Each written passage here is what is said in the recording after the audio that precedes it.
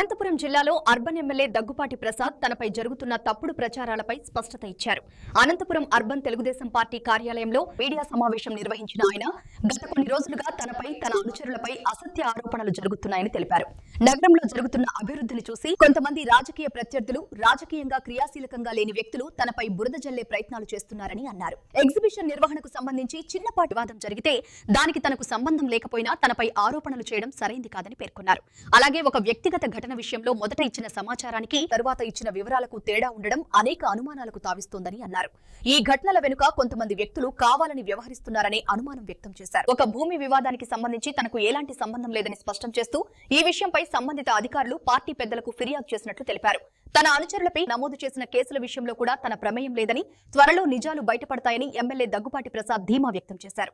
చట్టానికి ఎవరూ అతీతులు కారని, ఎవరైనా తప్పు చేస్తే చట్ట ప్రకారం చర్యలు తప్పవని, అధికారం ఉన్నా లేకపోయినా న్యాయం వైపే నిలబడతానని ఎమ్మెల్యే స్పష్టం చేశారు.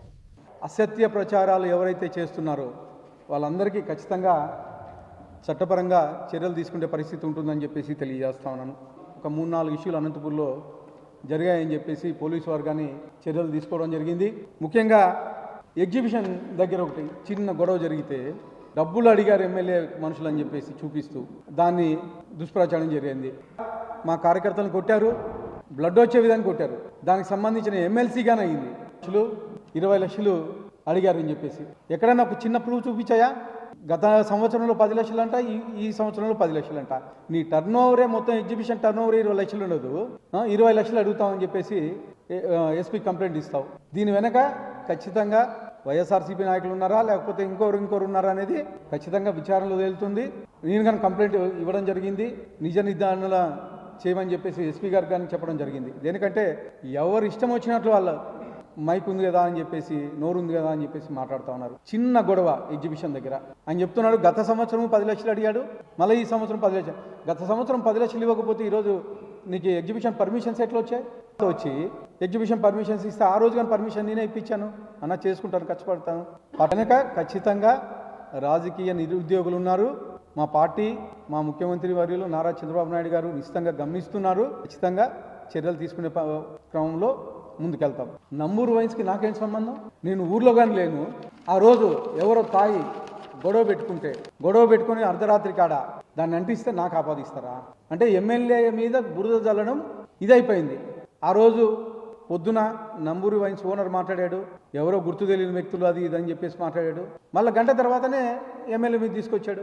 అంటే గంటకు ఒకసారి మాట మార్చి, అంటే ఈ గంటలోనే మీకు ఎమ్మెల్యే కనిపించాడా? ఎలా చెప్తాడు ఎమ్మెల్యే కల్పించాడని చెప్పేసి? అంటే వెనకల వేరే ప్రోద్బలం ఉంది. నేను ఒక చిన్న సామాన్య రైతు కుటుంబం నుంచి వచ్చి ఈరోజు మా ముఖ్యమంత్రి నారా చంద్రబాబు నాయుడు గారు అవకాశం కల్పిస్తే, మా యువ నాయకుడు నారా లోకేష్ గారు అవకాశం కల్పిస్తే ఈరోజు ఎమ్మెల్యే అయ్యాను. నేను దాన్ని ఓర్చుకోలేక కొంతమంది నాయకులు, అలాగే నేను చేసే డెవలప్మెంట్ ఓర్చుకోలేక ఈ 1.5 ఇయర్లోనే దాదాపు 130 కోట్ల రూపాయలు ఖర్చు చేసి ఇక్కడ డెవలప్మెంట్ చేశాం. ఇప్పుడు పొద్దున్న లేచినప్పటి నుంచి బురద జల్లడమేనా కనీసం? కానీ అనంతపురం అభివృద్ధి ధ్యేయంగా నేను పనిచేస్తున్నాను కాబట్టి ప్రతి ఒక్కరి సలహాలు, ప్రతి ఒక్క నాయకుని సలహాలు తీసుకొని ముందుకెళ్తా ఉన్నాను. తపోవనంలో ఒక ల్యాండ్ ఆక్యుపై చేశారు అని చెప్పేసి మా పార్టీకి చెందిన వీరశైవ లింగాయత్ కార్పొరేషన్ స్వప్న గారు ప్రెస్ మీట్ పెట్టి ఈ ల్యాండ్ ఆక్యుపై చేశారని చెప్పేసి చెప్పడం జరుగుతూ ఉంది. ఆ ల్యాండ్ అనేది నాకు సంబంధించిన అంశం కాదు, గవర్నమెంట్కి మీకు సంబంధించిన అంశం. దాని తర్వాత నేను ఎన్నిసార్లు ఫోన్ చేసినా ఆమె ఎత్తలేదు.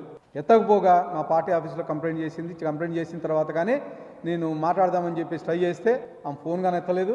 దాని తర్వాత ఎస్పీ గారికి వచ్చి కంప్లైంట్ చేసింది. ఎస్పీ గారు వచ్చేసి రెవెన్యూ వాళ్ళకి ఇచ్చారు. రెవెన్యూ వాళ్ళు కానీ ఇది ఓపెన్ స్పేసు, పంచాయతీకి సంబంధించిన స్థలం అని చెప్పేసి ఒక రికార్డు కానీ ఇవ్వడం జరిగింది. మేము ఏ తప్పు చేసినా కానీ మా అనుచరులకు కానీ చెప్తున్నా, అలాగే అనంతపురం అర్బన్ నియోజకవర్గంలో ఉండే మా తెలుగుదేశం కార్యకర్తలకు అయితేమి, నాయకులకు అయితేమి అందరికీ హెచ్చరిస్తున్నా ఈరోజు మీ ముఖంగా, మీడియా ముఖంగా, ఎవరన్నా తప్పు చేస్తే చట్టరీత్యా ఖచ్చితంగా చర్యలు తీసుకుంటాం. 1-2 నాకు తెలుసో తెలియక జరిగిండొచ్చు, కానీ వాటి మీద కానీ కఠిన చర్యలు తీసుకుంటున్నాం. గంగారాం గారు అందుబాటులో లేరు, కానీ దాదాపు 3 కేసులు ఆయన మీద ఎస్పీ గారు పెట్టడం జరిగింది. ఏవైతే ఆరోపణలు ఉన్నాయో ఇది ఎగ్జిబిషన్ కానీ, స్వప్న గారు ల్యాండ్ ఇష్యూలో కానీ, అలాగే వైన్ షాపుల ఇష్యూలో కానీ మొదటి ముద్దాయిగా ఆయన పెట్టడం జరిగింది. ఖచ్చితంగా ఆయన కానీ వచ్చి నిరూపించుకుంటాడు నా ప్రమేయం లేదని చెప్పేసి.